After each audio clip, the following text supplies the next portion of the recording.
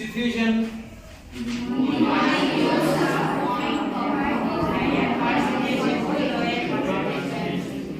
The molecules move from the point of higher concentration to the point of lower concentration. That is called diffusion.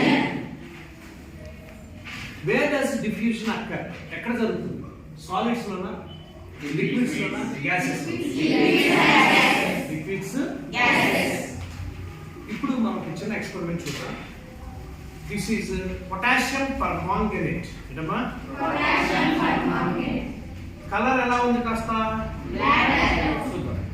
ఇది నేను ఏం చేస్తానంటే ఒక బేకర్లో వేస్తాను. బేకర్లో వేసినప్పుడు ఈ మాలిక్యూల్స్ ఎక్కడి నుంచి ఎక్కడికి వెళ్తాయి? పాయింట్ ఆఫ్ హైయర్ కాన్సంట్రేషన్ నుంచి లోయర్ కాన్సంట్రేషన్ వరకు వెళ్తాయి.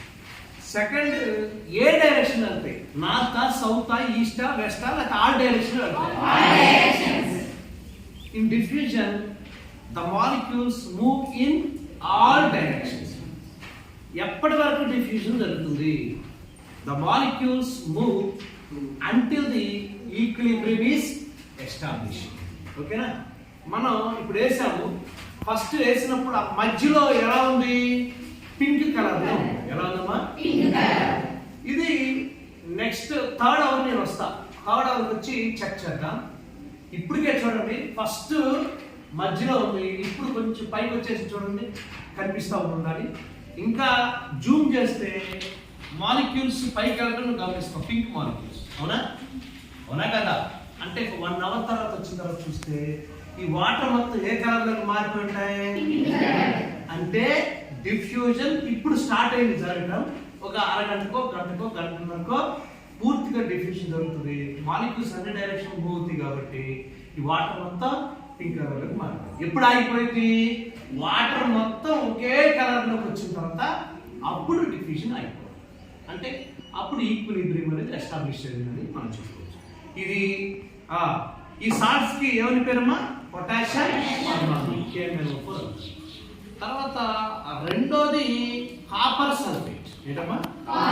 కాపర్ సల్ఫేట్ కలర్ ఎలా ఉంది? బ్లూ కలర్ లో ఉంది. మైలు తుత్తు అని తెలుగులో అంటారు. బ్లూ కలర్ లో ఉంది. ఇది చూద్దాం. దీన్ని కూడా మనం ఏం చేద్దామంటే వాటర్ లో వేద్దాం.